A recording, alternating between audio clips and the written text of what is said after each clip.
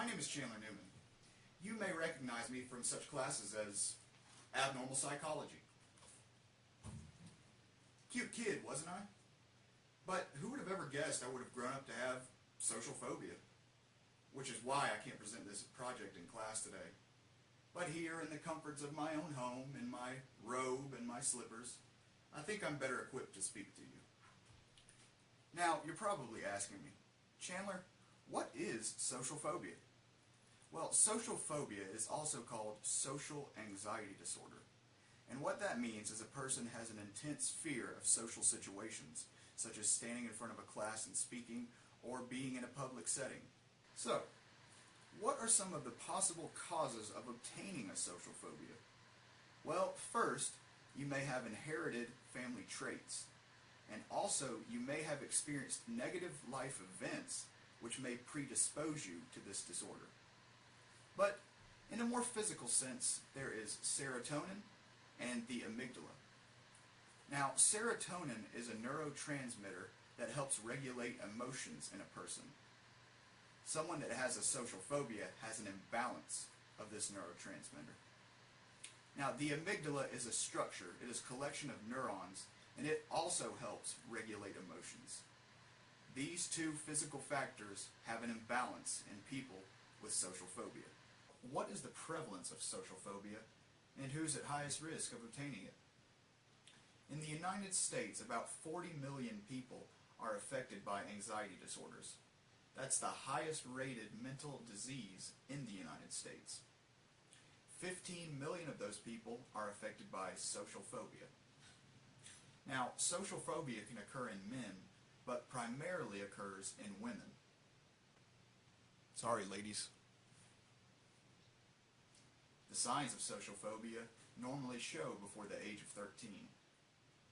You have an increased risk of obtaining social phobia if you have inherited family traits, you have new work or social demands, a history of anxiety temperament, or you have a disease or disability that could draw attention. Okay, this seems to make sense. But how do I know if I have social phobia or if somebody else has social phobia? Here are some of the signs. First, you have an avoidance of social interaction. I use the example of my girlfriend and I's first date. Oh man, I'm really nervous about this. I am really nervous about this. Hey, Chandler. Oh, nope. Can't do that. Can't do that. Oof. That was rough. Next, people with social phobia have the fear of scrutiny of others. This means just sitting in a room with people, your only concern is what they may be thinking of you.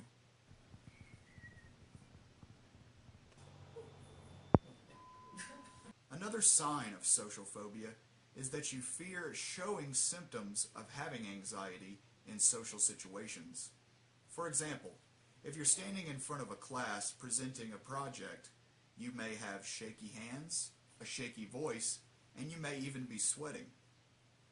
People with social phobia show significant impairment in activities of daily life. If you have social fear, you may even go as far as to skip work. And finally, a person with social phobia may experience this extreme fear and anxiety far before a social event occurs, even up to 6 months. There is a theoretical perspective as to why a person may have a social phobia, and this comes from cognitive therapists. They suggest that a person that has social phobia has social beliefs that negatively work against them. It's really how they view themselves. They may see themselves as unattractive, quirky, or strange in social situations, and they may have unrealistically high expectations for social interaction.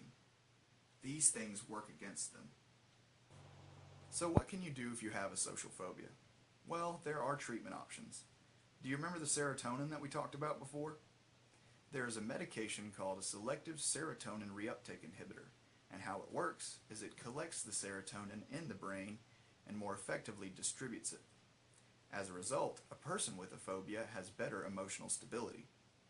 There is also exposure therapy. In exposure therapy, a therapist instructs a person with social phobia to go into a social situation and stay there for as long as they can, in hopes that these fears will eventually subside. Rational emotive therapy is also helpful. This is where a therapist sits down with someone with social phobia and helps them identify and change the negative thoughts that they have in social situations. And finally, there is social skills training. The therapist models, rehearses, and role plays new good behaviors. They also reinforce effective performances from the person with social phobia. Thank you for listening today, and good luck on your presentations.